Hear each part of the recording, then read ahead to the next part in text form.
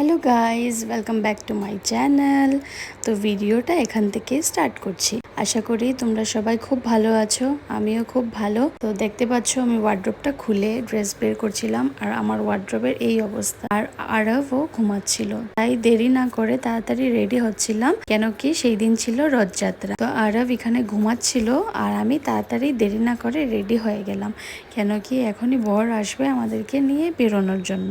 আমি এই কুর্তাটা পরেছি, আমাকে কেমন লাগছে আমাকে কমেন্ট করে জানাবে। আর আরবের ওর পাপার আওয়াজ শুনেই ও ঘুম থেকে উঠে পড়েছে। তো টাইম আমি এত ডাকছিলাম ওকে, ও কিছুতেই উঠছিল না। যেই পাপার আওয়াজ শুনেছে ও উঠে গেছে, আর কোনো ডিস্টার্বও দেয়নি, তাড়াতাড়ি রেডিও হয়ে গেছে। বুঝেছিল মাম্মা পাপা রেডি, নিশ্চয়ই আমাকে কোথাও নিয়ে যাবে। তারপর আমরা রেডি হয়ে তাড়াতাড়ি বের হয়ে গেলাম। এখানে দেখতে পাচ্ছ ওর পাপার কুলেই উঠে যাবে, ও এখানে থাকবেই না। ওর পাপা যদি ওকে ছেড়ে চলে যায়, তাই ও ওর পাপার কুলেই উঠবে। আর এখানে ও এখন এত ওর পাপার লগ হয়েছে, মানে ওর পাপাকে ও যদি দেখে বেরোনোর সময় ও কিছুতেই বেরোতে দেবে না। ওর পাপার যখনই বেরোবে ওর পাপার সাথে ও বেরোবে। এই যে বেরিয়ে পড়লাম, আর আমরা বেশ একটু লেট করেই বের হয়েছিলাম। ভাবছিলাম ওকে রথের মেলা যেখানে আমাদের এখানে বসে সেখানে নিয়ে যাব, কিন্তু নিয়ে যাইনি। কেন কি বৃষ্টিও পড়ছিল, হঠাৎ করে কোথা থেকে অল্প অল্প বৃষ্টি পড়ছিল। তারপর বৃষ্টিটা খুব জোরেই পড়া শুরু হয়ে গেছিল, তার জন্য আর আরবের একটু কাশিও ছিল,